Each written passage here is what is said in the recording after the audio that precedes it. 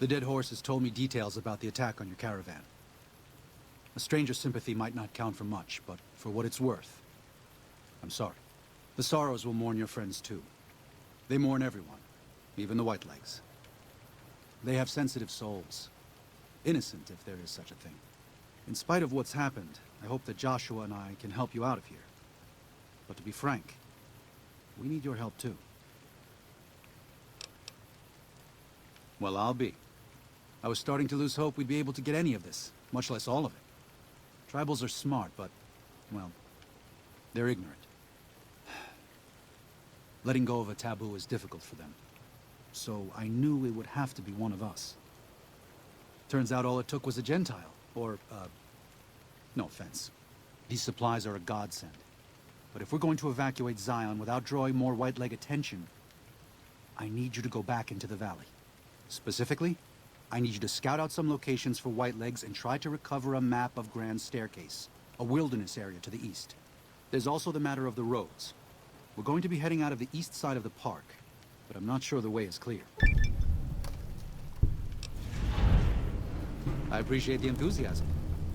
There aren't a lot of people in the wasteland with kindness to spare for anyone who isn't kin. Since you've been poking around the valley, you might see more activity from the Whitelegs.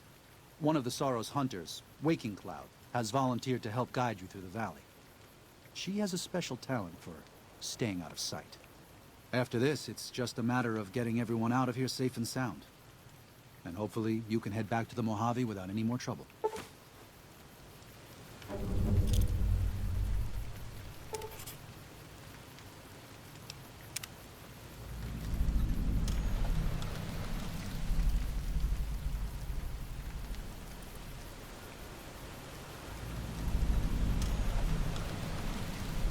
Oladu Sagasi.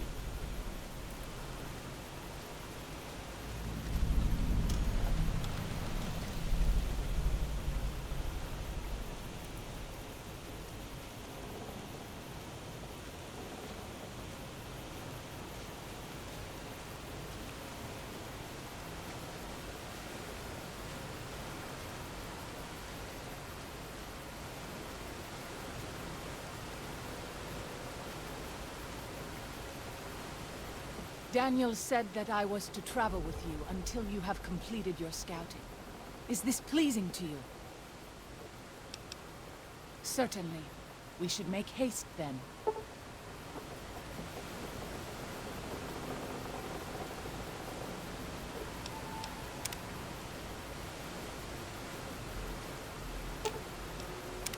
Katubiu. I do. A fine husband and 3 children. I miss them each day, but I take comfort in knowing they are safe. When we learned that Salt Upon Moons had defiled Zion with his presence, Daniel ordered the children, the old, and the sick evacuated from the camp. My husband volunteered to lead the hunters that went with them for protection. I try not to worry about them. But we have had no news for so long, and Daniel seems sad when I ask him about it. Sad and a little frightened. Perhaps he will. I sometimes feel he thinks he must protect me. If he has news, I would know of it.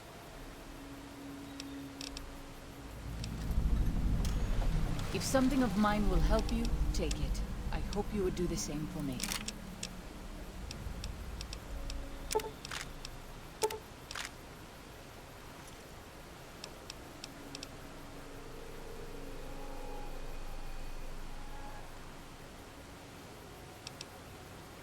How shall I fight? My skills lie elsewhere, but I will do as you bid. That seems sensible. I'd prefer to let you choose the targets. I will try to follow your example.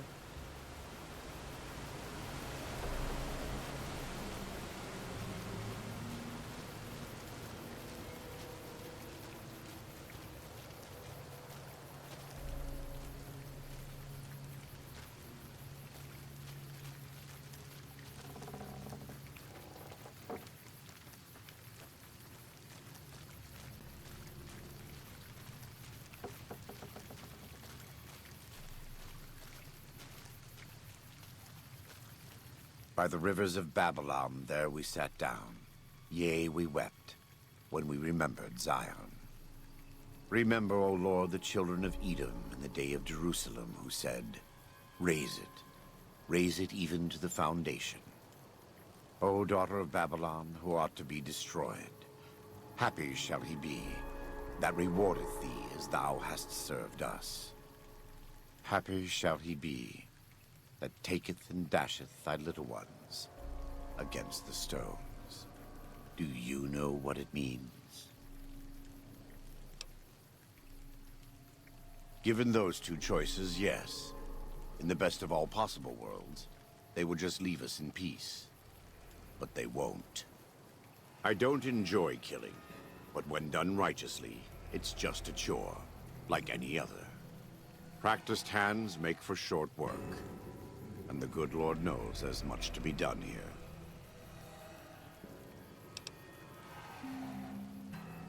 Happy are those who do the work of the Lord. Zion belongs to God and the people of God. It is a natural temple and monument to his glory. When our Lord entered the temple and found it polluted by money changers and beasts, did he ask them to leave? Did he cry? Did he simply walk away? No. He drove them out. It is one thing to forgive a slap across my cheek, but an insult to the Lord requires... No. It demands correction. I and the dead horses are prepared to do what must be done to protect Zion from the Whitelegs. And though Daniel won't accept it yet, there are many sorrows who are also prepared. They may not be warriors, but this is their home.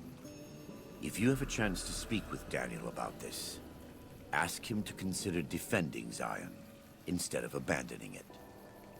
He has good intentions, but I fear that if we evacuate the sorrows from this place, it will be lost to them, and us, forever.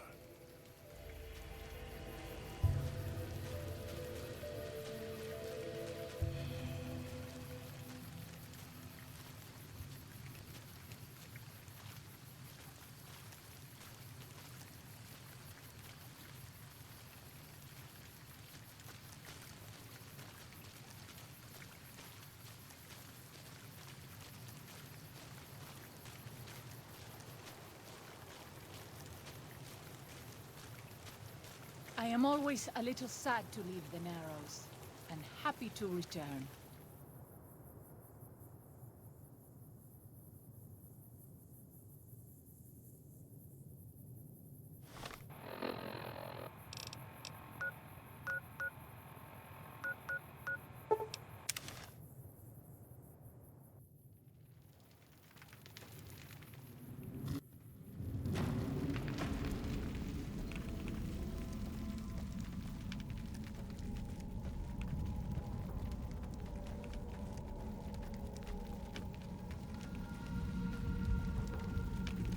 We pass like moonlight on still water.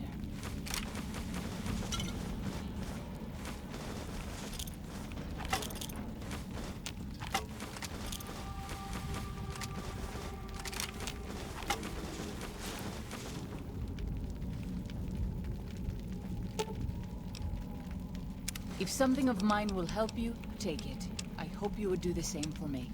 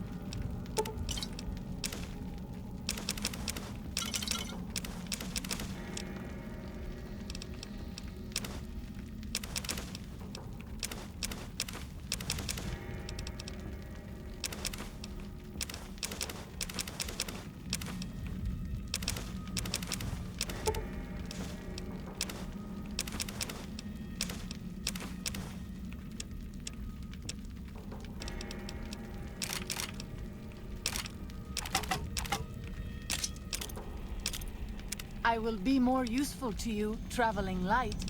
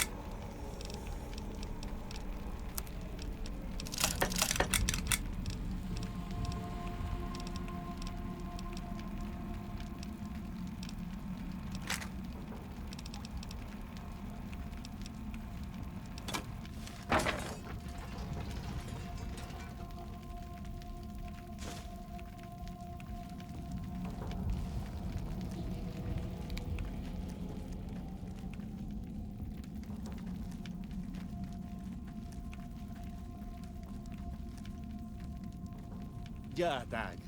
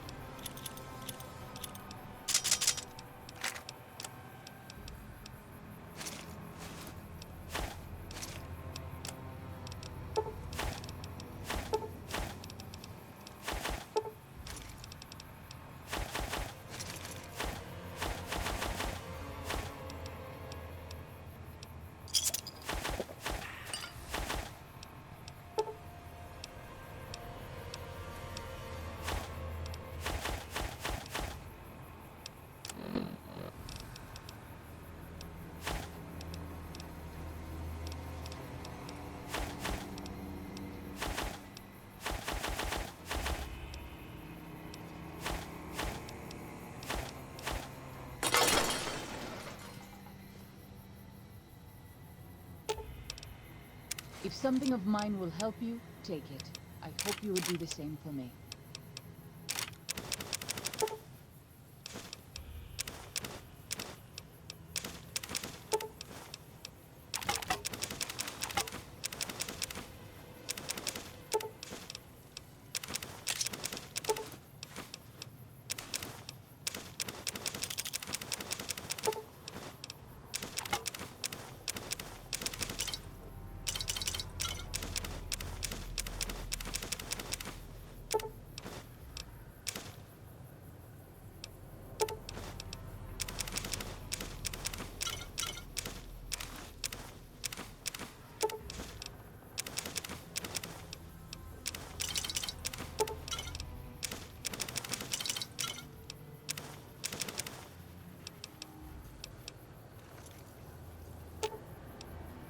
If something of mine will help you, take it.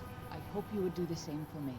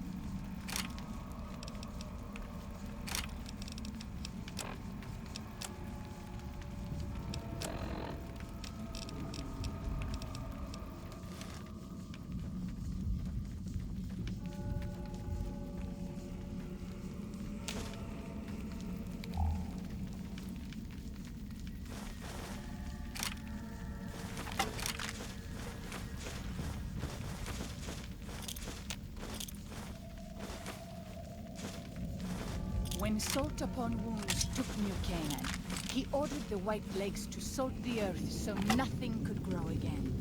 What kind of monster could do that?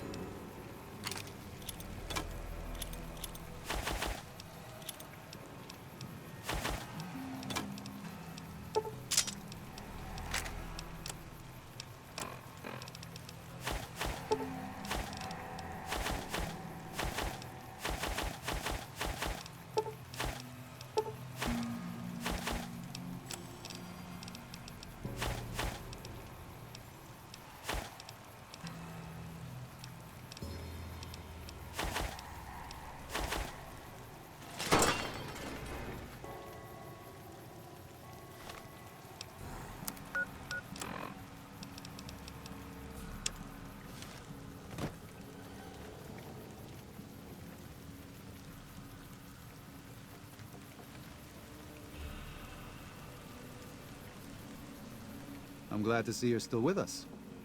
How can I help you? What do you want to know exactly? I'm sure she could tell you much better than I. Oh, well, that's true. Waking Cloud is a talented midwife. She's certainly brought more children into the world than I have. But there are some problems she's never dealt with. One of them came up when she was having her third child, and I really didn't do much. I'm surprised she mentioned it. What do you want to know exactly? I'm sure she could tell you much better than I. I did. Her 3 children are safe. They made it north weeks ago and met up with New Canaanites heading east. Her husband didn't make it. He died protecting their children from a white leg attack. Do not tell Waking Cloud. She's one of the only Sorrows who can communicate easily with us, and her tribe needs her to be strong right now. To everything, there is a season.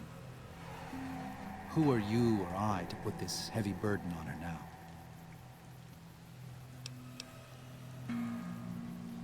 I know, you're right. I shouldn't have hidden it from her in the first place. We can't fail here again. Zion can't become the next New Canaan. The Sorrows don't deserve that. They don't deserve any of this. Sometimes I look at them and wonder if they would have been better off if those old trails had stayed forgotten. If we had never found any of them. Tell Waking Cloud if you think that's best. I won't stop you.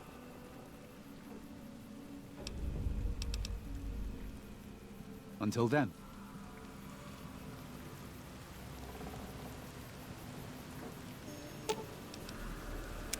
Katubiu.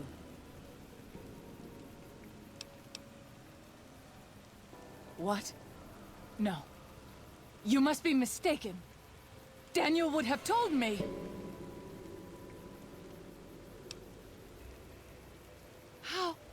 How dare he? What gives him the right? I thought Daniel was my friend, but he cares nothing for the Sorrows.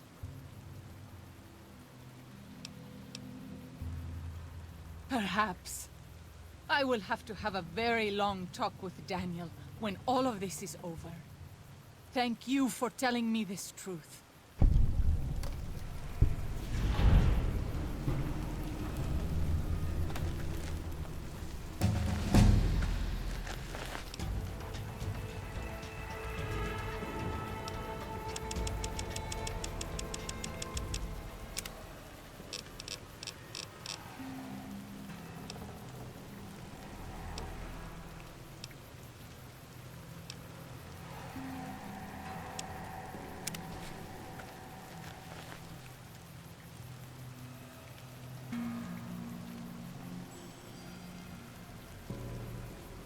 Welcome back. What can I do for you? He's a butcher. Believe me, I know the godless fire that burns in his heart. I've been burned by it myself. He's not the kind to let his subordinates do all the killing. No, he likes to have a hand in it, with that spear of his. He's fashioned himself an abomination before the eyes of the Lord. I'm happy to serve as an instrument of divine justice. It's not something I enjoy, but I pray to God that someone may learn from my mistakes. What would you like to know?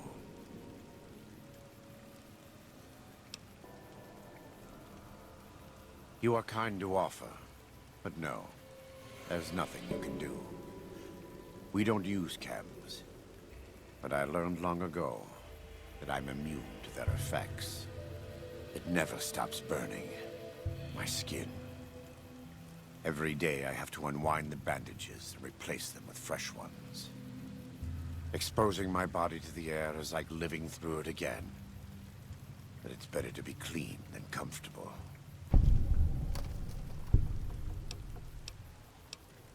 It's not something I enjoy, but I pray to God that someone may learn from my mistakes. What would you like to know? I was born in Ogden, what people came to call New Canaan. Things were more peaceful when I was growing up. When I was a young man, I went out into the world to do missionary work, as all New Canaanites do. I traveled along the Long 15 and followed 89 south into Arizona. Along the way, I met two men from a group called the Followers of the Apocalypse. Edward Sallow and Bill Calhoun. They came to teach the tribes. Calhoun was a good man. Edward was the one who got us into trouble down the road. No, not then. Back then he was just Edward. Smart man. Young, but we all were. We thought we could hike into the Grand Canyon and talk to Blackfoots. We did. And the Blackfoots were friendly enough at first. But eventually... I've thought back to that day so many times. I must have mistranslated.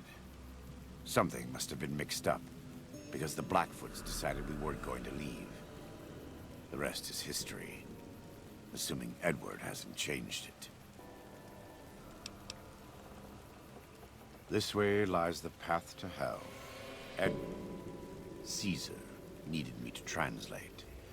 Translation became giving orders. Giving orders became leading in battle. Leading in battle became training, punishing, terrorizing. A series of small mistakes before a great fall. And I stayed in that darkness until after Hoover Dam. After I failed Caesar and he had me burned alive, thrown into the Grand Canyon. I survived because the fire inside burned brighter than the fire around me. I fell down into that dark chasm. The flame burned on and on. The next morning, I woke up and crawled out of the northern edge of the Grand Canyon, that cursed place. It took me 3 months to reach New Canaan. It was as though the prodigal son had returned. They welcomed me like I had never left. Never done anything to shame them. The fire that had kept me alive was love. Their love. God's love. I will never be able to repay the debt I owe to them. But I must try. God be with you.